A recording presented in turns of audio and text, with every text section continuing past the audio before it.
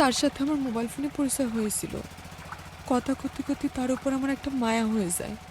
তাই বলে এই রকম একটা বয়স্ক লোকের সাথে? সে তো আমারে বলে নাই যে সে এত বয়স্ক লোক, আর কথা বললে কেউ বুঝতেও পারবে না।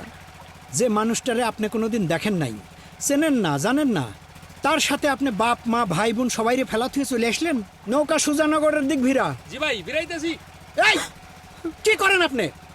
মাথা খারাপ হয়ে গেছে নাকি? লাভ দিচ্ছিলেন কি জন্যে? আচ্ছা, মরলে কি সব সমস্যার সমাধান হয় নাকি? মাথা ঠান্ডা করেন, বসেন বসেন।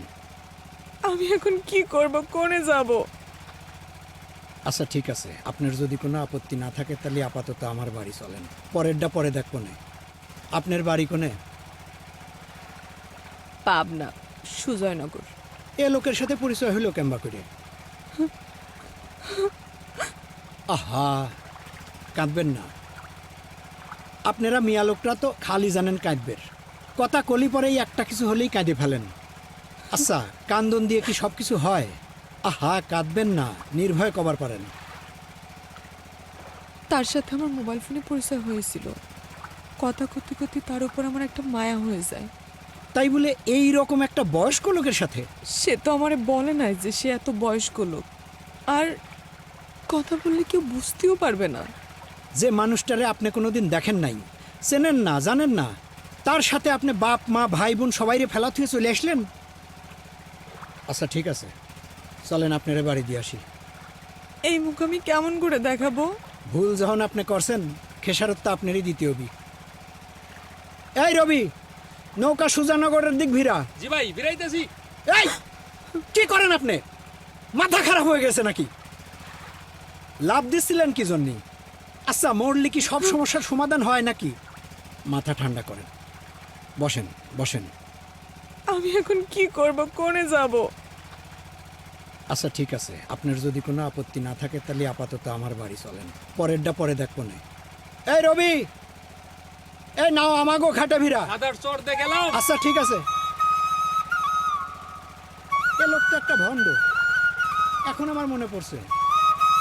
এর আগেও একবার এক মাইয়ারে নিয়ে আমার নৌকা ভাড়া করছিল, দৌলত দিয়া ঘাটে নামায় দিছিলাম। আল্লাহ আপনারে বাঁচাইছে, নাহলে পরে কি যে ছিল আপনার কপালে।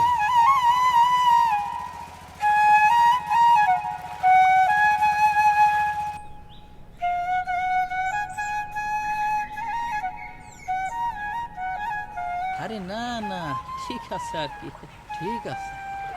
মফিজ ভাই, কি ভাবি কেমন আছে? এ সারা, তোর ভাবি কি ডারে? কে ওই যে নদীতে কুড়াই নিয়ে আসলেন, ওই যে আপনার বাড়িতে থাকে।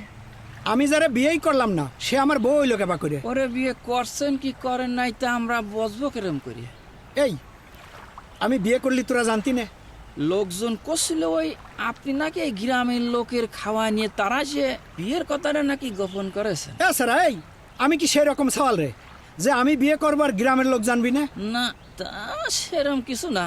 তো এই গ্রামের ওই ইয়ং ইয়ং সালবাল করছিল যে ভাবি নাই সেইরকম সুন্দরী এই দাওয়াত দিয়ে খাওয়ালি মানুষ যদি এই দাওয়াত খাবার যায় যদি এই সুন্দরী ভাবি রে দেখি বেলায়, এই জন্য নাকি আপনি বিয়ের কথাটা গোপন রাখছেন। আমি একটা বিপদগ্রস্ত মিয়ারে আমার বাড়িতে আশ্রয় দিছি, সেইটা নিয়ে গ্রামের লোকজন নানা রকম কাসুন্দে ঘাটা শুরু করেছে না? ওই বিপদগ্রস্ত মিয়াটারে বিয়ে করে ফেলাই নিতে পারেন, তালিতে আর গ্রামের লোকজন কিছু খবর পারে না। এই স্যার, এই একই লোকজন করছে নাকি তুই করছিস? এই এই তোর মনের ভাব কি? ফাজিল কোনটা, খালি খালি জানোয়ার। সংসারে তো একটা মেয়ে চাওয়াল কম খায় না, আর এত ভালো মেয়ে হলো তো একটা অবিয়াইতা চাওয়ালের বাড়ি পড়ে থাকতো না। ক্ষয় বিবি, মেয়েটা বিপদে পড়ছিল, আমার মফিজ তার উদ্ধার করছে। ও যদি খাওয়াইতে পারে তোমার সমস্যাটা কি কদিনই? সমস্যাটা তো খাওয়ার না, সমস্যাটা হইল গিয়া থাকার। কয়দিন ধরে বাড়ির ভিতরে একটা অবিয়াইতা মায়া চাওয়ালটা আনি রাখছে, মানছে কি কয়। আর তুই তো এনে থাকিস নে, দেখিস নে। দেখো ক্ষয় বিবি, তুমি কিন্তু সীমানা পার করে দিতেছ। তোমার ভাগ্নে যখন একটা বাইরের মায়া চাওয়াল নিয়ে বাড়ির ভিতরে ফুর্তি করে, তখন সীমা পার হয় না? এই তুমি বাড়তে বেরো, বেরো বেরো কইতেছি। উচিত কথা কলে ভাসুর বেজার হয়।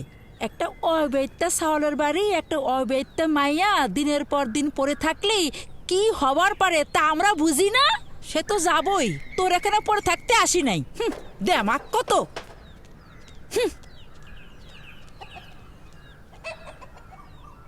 এ মফিজ, মানুষের কথায় তো আর টিকতে পারছিস না বাপধন। তুই এক কাম কর, মানুষের মুখে তালা লাগানোর ব্যবস্থা কর। মানে মানে মালারে তুই বিয়ে করে ফেল, তাহলে তোর কেউ কথা কর পারবি না।